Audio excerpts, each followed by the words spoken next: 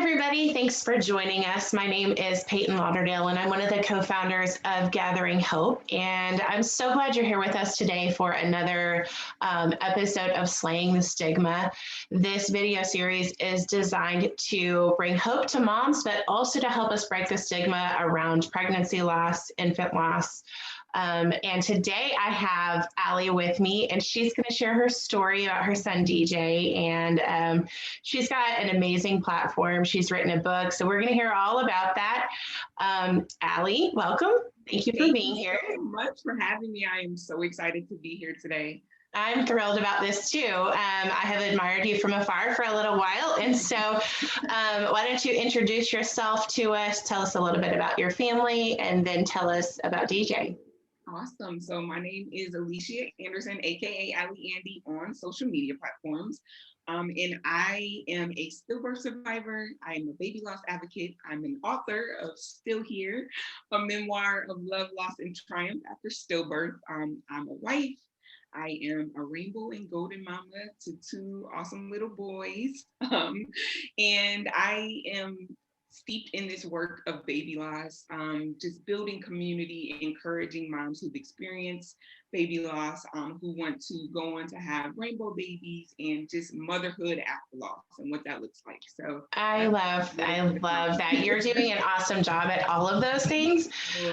It's just been I'm relatively new to like watching you through your account, but kind of like what we were saying right before we got on, like you just, you do such a wonderful job of saying things like it is, mincing words, right? And also being like such a welcoming presence online that is super refreshing. Oh, thank you so much. I really appreciate that. Yeah. So tell us a little bit about DJ, and then we can talk a little bit more about your book and stuff like that.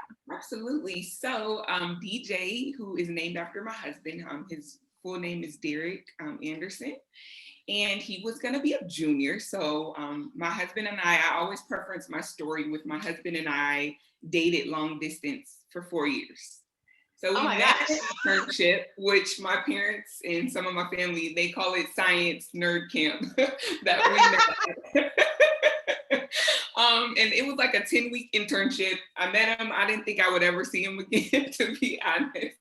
But we kept in contact after the internship, and we both were in school at the time. So he was in Louisiana. I was in Florida. Okay. And we just, we kept in contact. Our relationship budded from there, and we did not live in the same state or city until we got married. So it was a journey, yes. Oh my gosh. To get to marriage. But we were just excited, to finally get married. And of course, the first question everybody asks is, when are you gonna have kids? So we're like, pump the brakes. We are newlywed, newly in the same city, in the same house. So let us, get acquainted with one another. So we waited a little bit to have, try to start having our first. So it was about 3 years until we had started trying, and we had DJ. I was pregnant. I went in for like a routine ultrasound at 28 weeks. Okay. And, they were like, we're going to test you for gestational diabetes. And so, you take that sugary drink, they have you wait an hour. So they're like, we're going to have you come back for a quick ultrasound while we're waiting for this drink to work. And we get in there. My husband was with me at all my appointments. And so we're in there so excited. We hadn't had an ultrasound since that 20-week mark. When we found out his gender. And so we were just like ecstatic. We had just had a gender reveal party like 3 weeks prior to that. So everyone, we had just found out we were having a boy. It was so exciting. And he's got a name already, right? Did y'all tell everybody his name? My husband like fought me tooth and nail to have a junior. And I was like, oh, I don't know. So we finally landed on DJ. He was like, we're gonna call him DJ, but he's gonna be my little mini me, Yes. So we were in the ultrasound room so excited, and I just remember the sonographer, like I could still see her face to this day. So at the time, we were living in Georgia, and I currently live in California now. So in Georgia, this lady with a strong accent, you know, she's like, oh yeah, belly, you know. right. Like, okay, here we go. So she started scanning him, and she just kept saying, there's not a lot of fluid around the baby. And Okay. for this being my first pregnancy, I had no clue what that meant. Yeah. So I'm like, okay, well, you know, like I'll figure it out how to, you know, up my fluid later. And so she's still scanning, and it was just really quiet in the room. And my husband was closest to the screen. And so he told me later on that when he was looking at her scanning, like when they scan the head, his head scanned at 24 weeks, but he was 28 weeks at the time. Okay. So he made a mental note of that, but you know, he didn't think anything of it as well. And so she's when you're going through it, you have no idea these little things will add up to something like, oh wow. Yes, like catastrophic. Like you're just like in such bliss, you know, like those rose-colored pregnancy glasses are blinding, you know. And so she just was like, let me go get the doctor. And so something in me told me that's not good, but my husband is like the very level-headed, calm one in the relationship. Yeah. So he's like, we're gonna wait till the doctor comes in. We're not gonna jump to conclusions. Let's just see what she says. So I'm like, okay.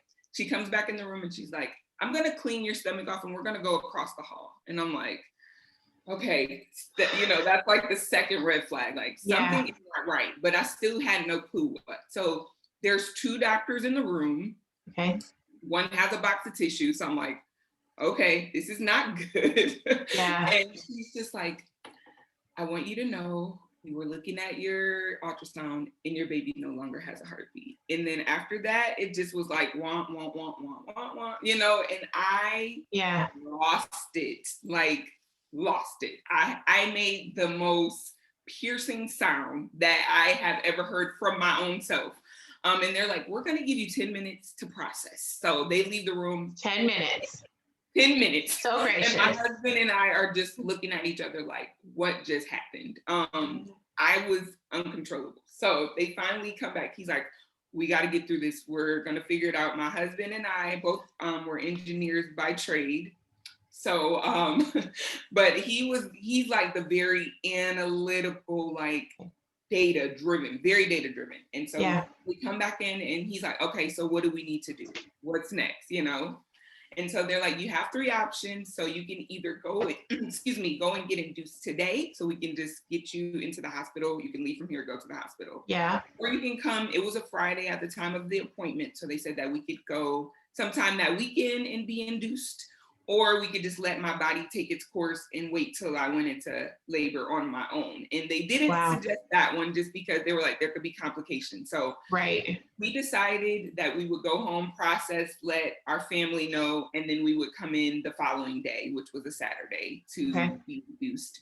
So we ended up making our plans. They had our names and everything on file, so that once we went to the hospital, they would know exactly what to do. And so we got home. I always say when we drove separately because my husband would always come to my appointments. Oh gosh. So thank God we lived like maybe 15 minutes or less from our doctor, but I don't even remember how I got home. Like it was such a fog that I'm like, I cannot believe I drove my car in this, like fog. I can completely relate to that feeling. There were so many times that I was like, oh, we're at school. Exactly.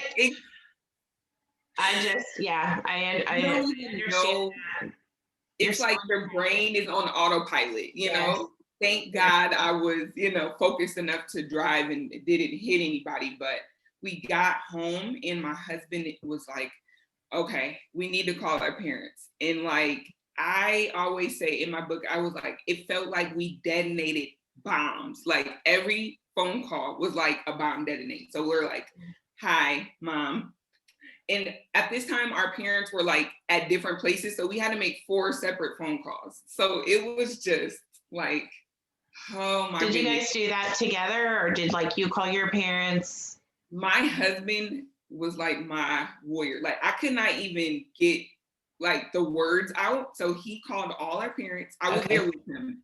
Right. But it was very quick phone calls like, hey, Alishia lost the baby. We're trying to figure out what is next. We're supposed to go to the hospital tomorrow. We're going to kind of just decompress and we'll keep you guys posted, you know? Yeah. So it was very, you know, quick phone calls. But one thing I always am grateful for are our families are very, you know, we're very insulated by our families, and they did all the heavy lifting for us. So like, we didn't have to call everybody else. We both have 2 brothers. So both our parents kind of informed our brothers and their families about what was going on. And my dad is also a pastor, so he called all my additional family, and he's like, don't call her, just, you know, like, leave them alone right now. They need space, but this is what's going on, you know? So I was very thankful for that. And then I did like text my friend, like my real close friends. So it was probably about 15 people that I text personally. Here's what's going on. Please don't text me.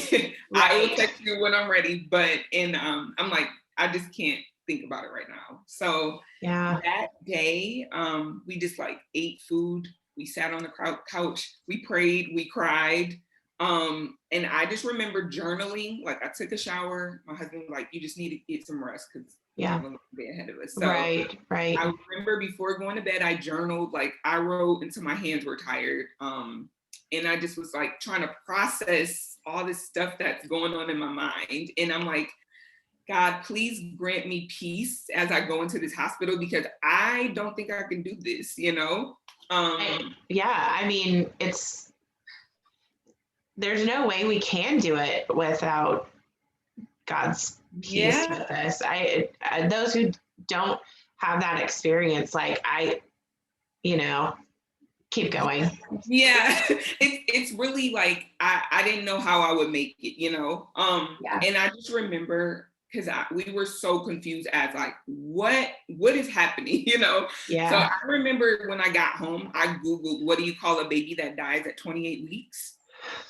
And that was the first time I heard the term stillborn. I had never heard that term. And I was like, all the pregnancy books I've read, all the, you know, what to expect when you're expecting. There was like, I went back and looked, there was like maybe one paragraph about loss. And I'm like, this is absolutely insane. Like, I felt like I was living in an alternate universe. Like, it's a huge disservice. And now we all have to find each other, you know, like. Exactly. Like, it is bananas how many people experience this, but have no clue until you get here, you know? So we were just totally unprepared. And I remember texting with one of my friends, and she was like, I had a cousin who lost a baby, and I went with her to the hospital. And she had a stillbirth as well. And she was like, the one thing I can tell you, she was like, I know this sounds crazy, but see your baby. That was the one piece of advice she told me. And I am so grateful for her for saying that, because I was like, I don't think I can do this. I don't think I could see a baby that died. Like, what am I supposed to do, you know? And she was like, I know it sounds crazy, but it can give you a small little piece of closure, you know, just to see him. She was like, even if it's for a few seconds, you know? So we decided prior to going to the hospital, we're gonna see him. Like, we Googled what stillbirth babies look like, just so that we could be prepared. You guys are engineers, aren't you? We are. I was just like, I need to know what this is gonna look like. Like, I had no clue. And I had it up to that point. Of course, I've lost family members that were maybe older, but they weren't super connected, you know, like we weren't this close, you know? And so this was like my real first experience with death, like close up. For the most part. And so, you know, we went into the hospital that next day. And I always say, like, that thing that I wrote down in my journal about peace, I was granted that in my hospital. Like, my hospital staff they were like godsends to me. And there's one nurse that I had that I still keep in contact to this day.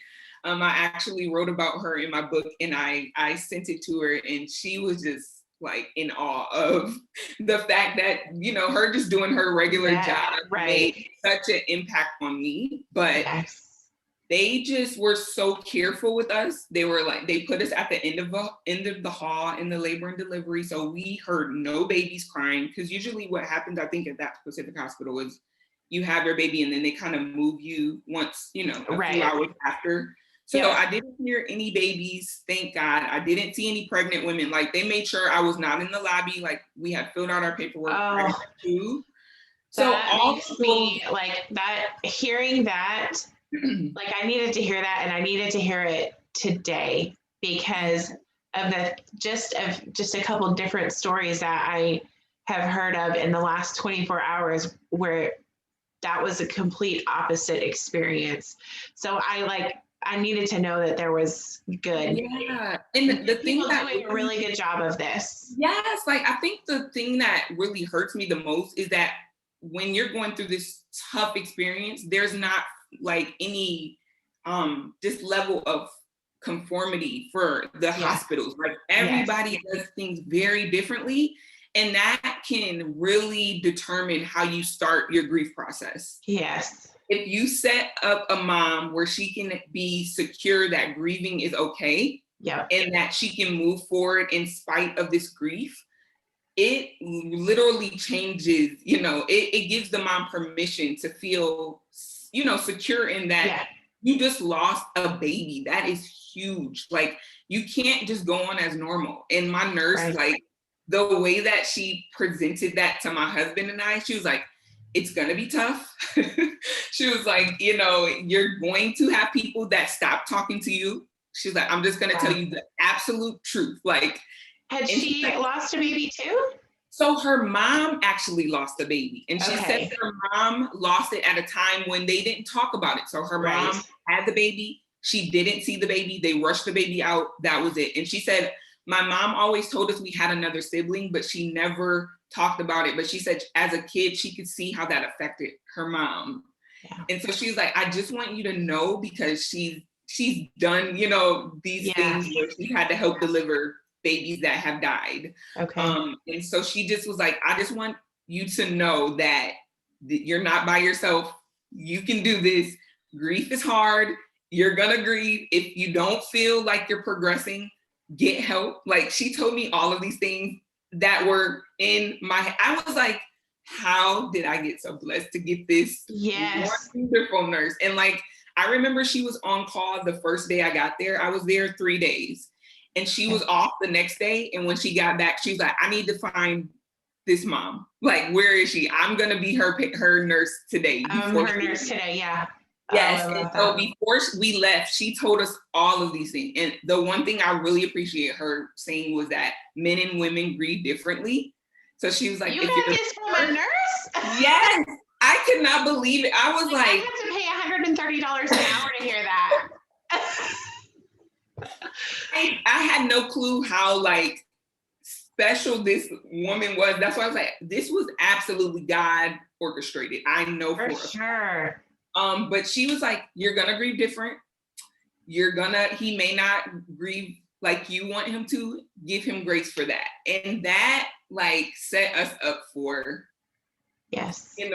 just like being able to connect on such a deeper level, because it's gonna look different, and that's okay, But we were there, we got in, they had the leaf on the door that, the fallen leaf. So when doctors come in, they're very careful at how they, approach you. And they asked if we wanted to name him. Did we want to see him? Did we want to hold him? They're like, this is your time. You get to do whatever you want. You're the parent. I love that they said that as well. Like, affirming that you still are a parent to this baby, even though they may not be here physically, you still are their parent. And that is huge to know. Power right there in the hospital.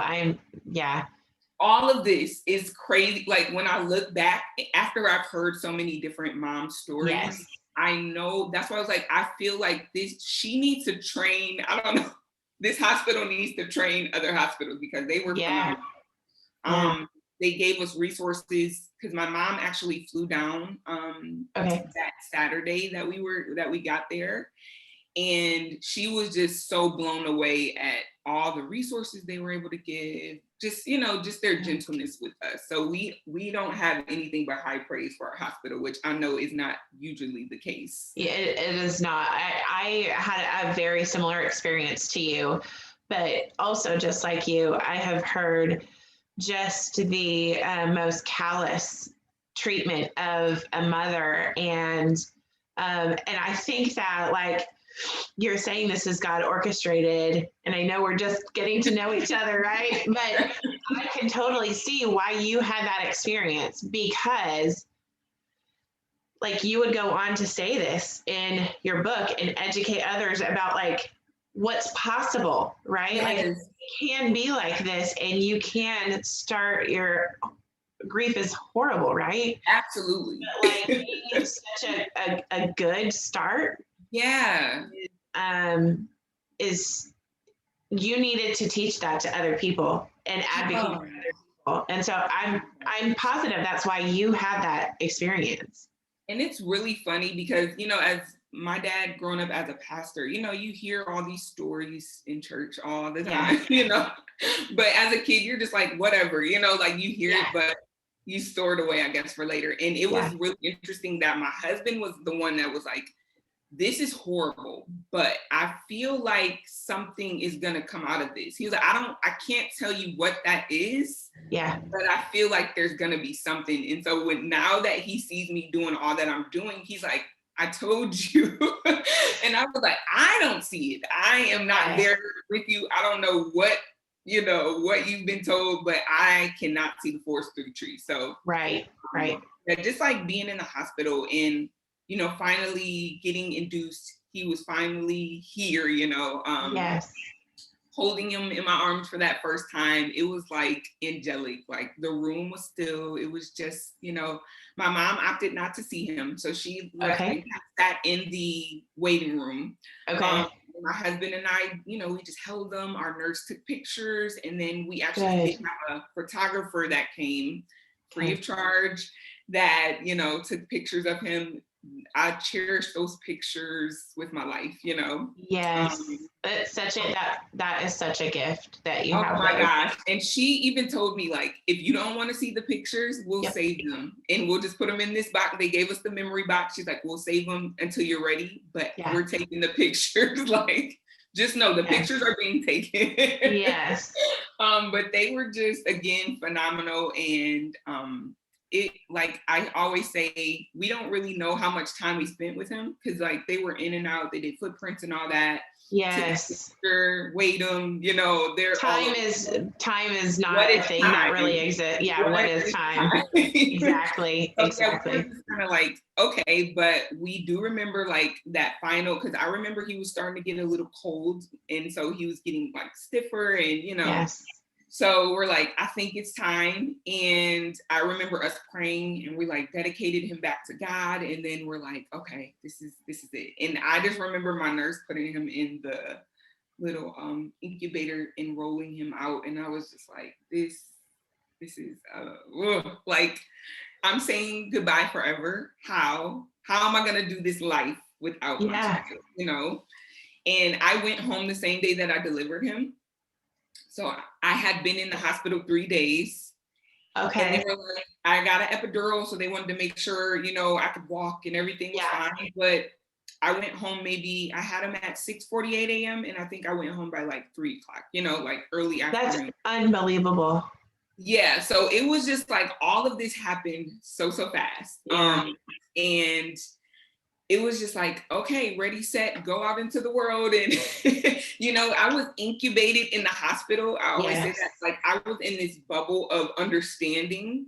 And another thing I wanted to mention that my hospital did, when we had to, because my husband and I were like, what do they do with the body of the baby? Like, we were fresh, like, we had no basis of. Why would you know that? Exactly. I was like, what do they do? I don't even know if I want to know, you know? And they were like, no, you have to plan something, like a funeral home is gonna, you know, you have to contact the funeral home. So one thing they did do, they had a list of funeral homes that they partner with, and they do it free of charge. So you can either, they said they can cover their burial or cremation free. All you have to do, we decided cremation because we weren't sure if we were going to stick around in Georgia. Neither of us are. So we were like, we don't feel comfortable leaving his body here. What a great decision for you guys. So we ended up cremating. It was free of charge. We just had to purchase, they gave us an urn, but we wanted a little, you know, something a little more special for us. So we ordered our own urn, but they took care of literally everything. They were like, we'll come get the body. Everything is taken care of. So again, just amazing experience. So once we left, we were like on a high, if you want to call it, from the hospital. And then we go out into the real world, and it's like nothing has stopped because your baby has died. You know, like life continues. Everybody is going on doing what they were doing prior to you getting in there. And it's just like, I am leaving a whole hospital with no baby. Like, I literally just experienced birth. My body is doing all the things that it would do if I had a living baby here. When my milk came in, I was distraught. Like, I had no clue that that would happen. Yes. I didn't even think of it. Like, it was the furthest thing from my mind. Oh my God. Yeah, when that happened, like, and it was the day, so we had a funeral for my son, and like it happened, like by the end of the day, I had milk, and it was just, and for me, the experience was every time I cried, I would leak milk. Oh like, gosh. So tell me a little bit more about your experience with that. I just remember being in the shower and like my boobs filling up, and I was just like, this cannot be real life. Like, biology really sucks sometimes. Yeah, like you get into that, and I was like, even with all the information, you still have to go through grief. That is one thing I have to say. You cannot outrun grief. It will catch up with you every single time, you know? Yes, ma'am. So you're just like, you have to go through this experience. And I just remember, you know, we're progressing. My husband was like my rock, literally. Like, and it was like every day, it was clockwork the way that my day would run. At the time I was in school, so I was getting my second degree, and I was like in school, it was my last semester. Wow. And I'm like, okay, I have to do a whole senior project. How am I going to mentally do this? I had a 4.0. This is like my nerdy side. I had a 4.0. I was like, I don't want to lose my 4.0. But things like, we're grasping at that point. I'm just like grasping at this, I gotta have this. I'm trying to find normalcy in school, but it's like, so I was like in organizations, I was doing this, I was doing that.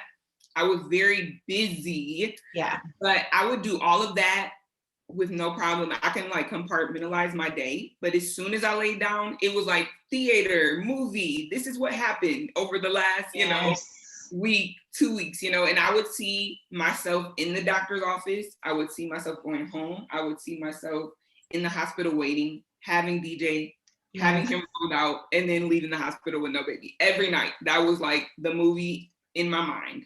And my husband would just lay there and he'd just be like, come on, you know, because he knew the waterworks were coming. It was like tissues on the nightstand. It's going to happen. This is it, you know? Yeah. So once I was doing that over and over, I felt like it was like for months.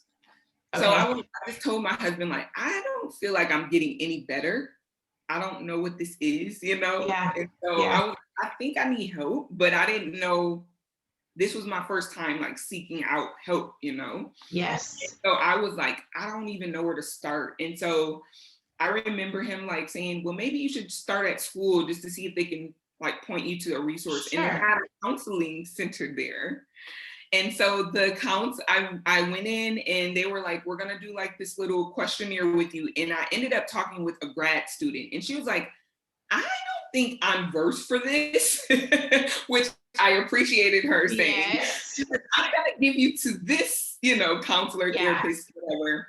And that was like best decision number 2. Like therapy was an absolute must for me. Yes. And I always say, just, you know, being raised where you're like, God can do this and God can do that. God plus therapy is the I 100% agree. A friend of mine has a t-shirt that says, I love Jesus and my therapist. Oh my gosh, heart and heart. Like, you can do both. Please know, like, you're not, and I always say like prayer, connection with God, those are the things that kind of anchored me. But like, it's kind of like you have your anchor, but then you also have somebody to help you kind of navigate while you're on this boat, you know? Right. Like, you have both of those things. So it's okay to seek out additional help, you know what I mean? So I did that. I got 10 free sessions. So that led me through my semester. And she was like, you're gonna do good things, I can tell. But it was just like, she opened up so many doors because she saw my situation from like top level down and not like directly here, you know? And so I just felt so much better with her, like helping me navigate. Cause I remember one of my huge things was like, why? Like, why me? Why? And she's like, there oftentimes is no answer to your why. So I just want you to write down all your whys and then answer your own questions. Like, she was like, make up an answer. Like, it doesn't matter the why because you're not, she's like, nothing is gonna bring your son back, which, you know, so she was like, the why is really not even important. Like, so you get to decide what that closure looks like for you. And that freed me because I'm like, okay, there may not be like, there's no like, this is why it happened. There's no like grand scheme, like this is the answer. So you get to decide what that looks like for you. And then she's like, and then you get to go on and create a life that you want to honor your son. And so that's where I got that honor piece. Like, I'm always like, I went on to have additional children. So I'm like, celebrate your kids that are living, but honor your baby that's not here. Beautifully said. Oh, I love that. It's the weight of grief you can put it in perspective. Like, my baby's not here, but I get to honor him and I get to choose what that looks like for me. That's parenting him to me, you know? Yes. Yeah. Learning to parent like a baby that isn't with you as a mom is. So I had two living children. And so my son James was my third baby, and we have not had children after that. Okay. But it doesn't matter, right? Like, learning how to parent a child who is not with you is the most challenging things. And I think there's so many people, maybe even myself before this happened, like, what do you mean parenting a exactly a dead baby, honestly. Exactly. Yeah. But like, he's just as important and just as valuable, but you're right, like, it just looks different, and I get to pick what that looks like. Absolutely. And that's the awesome thing, that I love it. It's like, you don't have to parent your baby like any other person that has experienced this. And even though there's similarities in stories, you get your own unique story, and you get to foster your connection with your baby in the way that makes the most sense for you. Like, for me, it's speaking out, sharing his story, listening to other moms. But for some people, they're like, I can't do that. And I'm like, the good thing is you don't have to. Like, you can write in your journal about your baby and nobody can ever know. And that could just be your connection with your baby. Like, it does not have to look any specific way. So I love that piece where it's just like, you get to do what you think is best for your child because you get to hold their legacy in your hands, And I love that. That is so just profound and beautiful. We share that with moms. We have an annual gathering, and like, leading up to it, you'll see almost that exact sentence that you described. Like, you're the only mom to that child. Yes. And all of our stories, like, we have that one thing that makes us all the same in our motherhood. Yes. But you're the only one who will ever be that child's mom.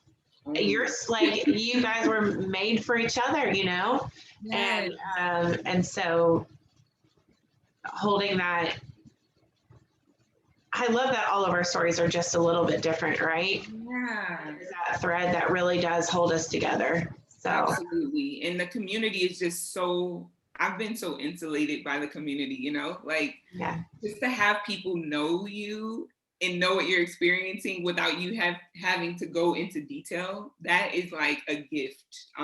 Truly. Like, I remember I was given like a Facebook group. I don't remember the name, but it was like support for moms who've experienced stillbirth. And I remember I had to go to my 6 weeks doctor's appointment, like the follow-up. And I was dreading that appointment because I had to go to the same office where I found out my baby died, in the waiting room with all these pregnant women. And it was just like, I don't think I can do it. And those moms in that group gave me such comfort. They're like, call ahead, see if they can put you like in a waiting room when you get there, and so you don't have to see other moms, and you know, like, you can do this, you're gonna be okay, you know. So they just really put me at ease for that appointment. And I'm like, nobody else would have been able, like, as much as your family loves you, there is no experience that can prepare them for this. And so like meeting strangers across the internet is comforting. Right. It's also, I think like, just like you were talking about your therapist, like, I think sometimes it's comforting to talk to someone who doesn't know you. Yes. And there's no like, there's no extra, right? Like, it's just, like, this is the part of the story that they know of you, and like, we don't have to go into all the other stuff, right? Exactly. So, yeah, I think there's some, you know, there's certain, now when you get to know people on the internet, right, like, that becomes a really cherished connection. But before that, like, it's, I have no problem sharing with strangers, because I know. I saw one of the moms I follow, her name's Kaylee, from Every Mama's Heart, and she's like, oh yeah, I know your deepest, you know, wounds, but I've never seen your legs. Never seen your legs. I was so tickled at that. I was like, that is hilarious. It is hilarious. Didn't she, somebody might have shared that. It might have been her, but did she take a picture, like a full length? Yes, in a selfie. Here's my legs. Exactly. Welcome, guys, to the party. Love that. Allie, tell me, what has been the most surprising part of your journey so far? I always say that I was surprised that motherhood was this complex. And just getting to say that I'm a mom, like, I went on to have 2 other children who were both born early. So my rainbow baby was born at 35 weeks. No, 36 weeks. No, hold on. 34 weeks. So he was born 6 weeks early. Okay. And he spent a week in the NICU. So this is all after. So this was, I got pregnant 6 months after losing DJ. Okay. And then going through that experience with him being in the NICU for a week, and like just seeing him, I remember the first time we saw him, and he has all these tubes and he's connected to machines. And my husband, I didn't think he was gonna make, he's like, I can't look at my child like this. Like, after all the trauma that we just experienced, and then to go on to have to do this, it's just like, I'm like, that's too much. One normal pregnancy, if there is such a thing. And then we went on to have my 3rd pregnancy, which actually was pretty uneventful until the pandemic hit. It's like, oh, we're just gonna throw a pandemic on top of you being pregnant. Awesome. And he was actually born 5 weeks early. So it was just like, I was like, one day, you know, maybe in a magical land that pregnancy will look normal, but you know, it just adds texture, I guess, to my story. So. Oh, texture. That is such a great way of putting it. Layers. Yes. Oh, I love that. Motherhood is really complex. Yeah. Yes, it is. Yes. What would you tell somebody, and I'm sure that you have, what do you say to a mom who's brand new to this path? I say, first, you know, sorry for your loss. This is an extremely difficult place to be. But, you know, I always say acknowledge where you are at the moment, where you are right now, you know, and really sit in that and feel what you're feeling. The emotions, they come often, you know, especially when you're at the beginning of your journey, where it's just like, I don't think I can do this, you know? And you're gonna feel sadness and anger and envy and jealousy and anxiety and nervous and upset. You're not gonna understand why. All those things are very, very normal. So don't beat yourself up about it. It happens. You're not broken, you know? And you can just give yourself permission to grieve, because this is not just like, oh, I lost a book that I really love. Like, this is your baby. You birthed, you know, it was in your womb. So give yourself that chance to grieve. If you need hope, ask. And I always say, like, chronicle this journey. So whether that's through journaling or video recording yourself, just like for videos that you can keep personally, Yes. because you'll be so surprised how this journey takes you, you know, where you land. And you can look back and see your growth, because in the time you're in it, you don't feel like you're progressing. But then when you can look back a year later, 2 years later, and like, I really made it through trauma, you know, you can pat yourself on the back and celebrate. I love that I mean, what a great point. You were writing before you even went back to the hospital. Yes. I mean, did you use those to help write your memoir? I did. So like I journaled all throughout, like after my loss, and I've always had a love for writing. So it was just natural for me to like, okay, I need to find a way to dump this stuff that I'm thinking all the time. And my therapist was just like, get it out there, you know. And at the time I had a blog. It was a fashion blog, but I was like, I cannot just focus on fashion when I'm like fighting for my life over here. So I'm gonna keep it real with you guys. And that was one thing that surprised me, is like just being transparent online. I was able to connect with so many people. They would DM me and like, I went through this. My mom went through this. My aunt went through this. My grandma went, and like, I found out so many people that I knew personally that had baby losses that I had no clue that they went through these things. So just by me sharing, so I always say, when you're, you know, when you have the strength enough to share, even if it's with yourself, your story out there. So like, write it down, tell your best friend, you know, or your mom, or just like share it, like hear your story from your own lips, because it's powerful to see like, that girl that I was, who is she, you know? And thinking that you couldn't make it, like day 1 is tough, you know, day 30, a year, you know, it's all tough. But the thing is that you are stronger than you think you are, you know? So for sure. This journey. Yeah, definitely stronger than you think you are. Yes. So I know that this is something that you're really passionate about. Part of the reason we do this series is not only to bring hope to moms who are who share this community with us, but also to educate people and to help like destroy the stigma of pregnancy loss. And so what are some things that you think the larger community as a whole needs to know? It's like, that's another book, right? I think one thing we should do is give all of ourselves grace, because society does not teach us about loss, like how to grieve, how to deal with loss, what to say. So we're all like starting from a deficit for sure. So I would say give each other grace. Moms, give people grace that come in contact with you, because more than likely they don't know what to say. They're uncomfortable. They want to make you feel better. You know, they want to fix it, but their intentions are good. Intentions are usually 99% pure. You know what I mean?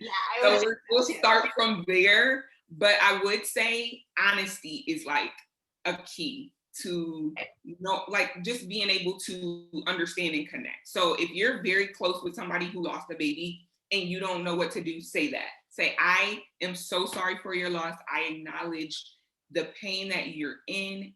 I don't know what to do, what to say, but I want to be here for you. So when you're ready, I would love to hear your baby loss story. If you want to share that with me, I would love to hear that. Or can I, you know, just offer something? Can I bring you food? You know, a gift card? Can I take your kids, if you have living kids, can I take them to the park today so you can get a little rest? You know, just those little things. And even once they share their story with you, write down those dates that are special to them. They, you know, maybe the baby's death day, you know, or anniversary. Write that date down. Send them a card on that day. Use the baby's name if they use their baby's name. Yes. Use it. And don't feel like, oh, I'm gonna make her sad. We're probably sad anyway, so just say it, you know? Yes. Those little things can go such a long way. They really can. Like just sending a simple text on an important day, like someone besides me remembers. Exactly. It makes it feel more real for the mom. Yeah. So, yeah. Yeah. What would you say to people who want to support parents through the loss of their child? Like, what would you give advice to like a grandparent or a close friend, or just like, what would you say to those people? Really take the lead from the mom. So like for me, I was very open. So when I would call my mom, she's very, my mom and dad are that very opposite. My mom is like, I'm very private, I'm in the box. And my dad's like, I'm a pastor, I'll share the story, like It can always be a sermon, right? He's very good at storytelling and, like connecting. And so my mom was like, by me sharing with her, it kind of helped her to really move through her grief, because you have to remember people that are connected to you grieve too. They grieve your baby as well. So like, I remember when I used to stay with my brother during the week while I was in school, and I would drive home. And my nephew was like 7 at the time. And he was like, why did your baby have to go to heaven? And I was like, oh, like, you just don't know how it affects the family at large, Yeah. And so they're probably grieving too. So they get their cues from you. And so if you give them like, I'm just really not feeling, up to talking about it, let them know that, because they can only go off of what you give them. And most of the time you're going to be out of it. So you're probably not going to have the right word. So I would say, like, if there's things that trigger you, if there are things that you need help with, when you think of them, just write them down. And so if people say, what can I help you with? Or is there something that, is off-putting to you? You have it, so you can just be like, I've been thinking, and here's some things that have been bothering me or that I think I need help with, so that you can give direction, and if hopefully they will step up to the plate. I love that suggestion and reminder that there are people who are also grieving. And because like we get so in our head and so not purposefully isolated, at least mentally isolated, right? So just that reminder is good for moms, right? Just because I'm always like, how do we support moms? Like, people outside, how do we support moms? Because you're right, society does a horrible job. Horrible. Helping people to grieve in general. Yes. But yeah, I think it's and especially the way that you mentioned, to have grace for other people who they just don't know. I love that tip of writing things down. So, because chances are, like, when someone asks you directly, you're not going to have an answer. Exactly. You're like, I don't know, just figure it out, so that way it'll help you, and it'll also help them help you, Yeah. Tell me, where have you seen hope, and what has helped you to heal the most? Oh, hope. Again, that hospital experience, I think, was my first glimmer of hope. Like, I can do this, Yeah.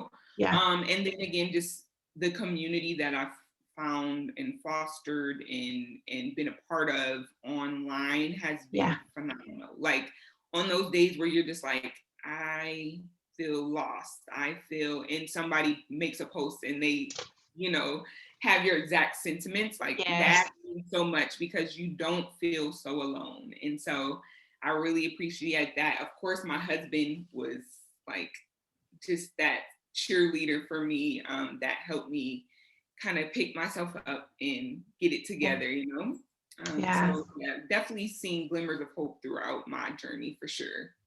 The next question I have for you is about resources. And so I want you to talk about the resource that you developed first. Will you kind of share a little bit about your book? This is the book, Still Here, A Memoir of Love, Loss, and Triumph After Stillbirth. And I actually wrote it because I said, one, I wanted to honor my son, and, just make sure that his name was cemented, in my life. And then I also wanted to help myself heal. It was kind of selfish. So I'm like, I got to get this story out of me. I have to make it, put it in some type of order for me, for my brain, to make it make sense. And the last thing I said, I did not want any parent that had to unfortunately follow in my footsteps, to feel so alone, so isolated. And so I developed the 3 S's, which is silence, secrecy, and shame of baby loss. Okay. And I wanted to erase those things because it's like, Yeah. there's so many of us out here. And if we start to share our stories and connect through that, it's like, Yeah. you are empowered, you know, that you can do this. And then one day when you're strong enough, you're going to be the light for somebody else that is just starting. And it's like that, if that cycle keeps continuing, we can all like raise up out of this, you know, this grief thing, and we can move forward in a direction that allows us to honor, heal, you know, and still grieve, but grieve in a way that we feel we can sustain, you know, and not where grief is just like this weighted thing that's just holding you down, holding you back, where you can't, you're just paralyzed in it, you know. Yes. Because grief is real, you know, and I want people to know, like, you can still grieve. Even I'm 5 years into this journey, so even 5 years, I still cry, I still miss my son, but by honoring him in this way, it helps me to relieve some of that grief and change my lens of how I look at it. That's so beautifully said. You've mentioned your faith a little bit throughout this interview. Talk to me about what role faith has played in your healing. Oh my goodness. It has been humongous. And I always start with saying that I was upset with God. Like we had some talks, you know, throughout this journey. Why would you do this to me? You know, like, I've been a faithful servant. I've done, you know, the things, and why, you know, and I want people to know that is okay.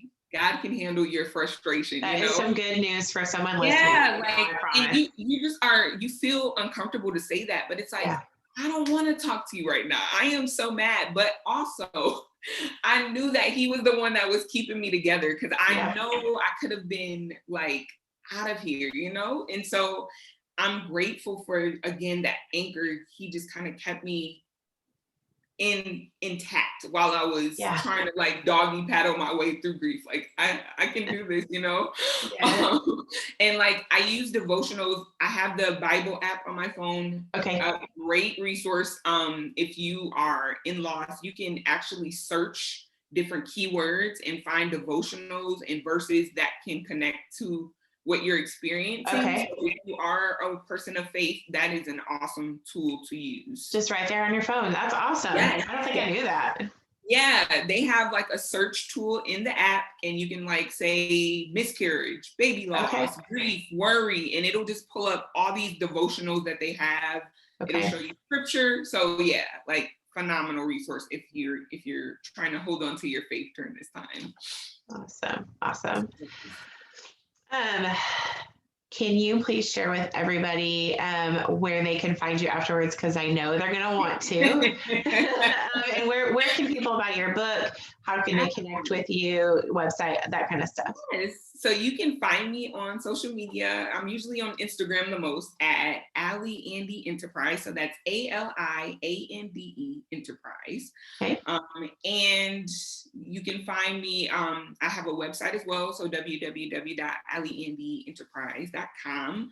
My book is on Amazon. So if you search Still Here, a Memoir, it should pop up, and it looks like this little pastel colors. So yes, you can find that on Instagram, please, or on Amazon. Please reach out to me, DM me. I'm always up to chat with lost moms, or if you just have a question, you know, I'm here.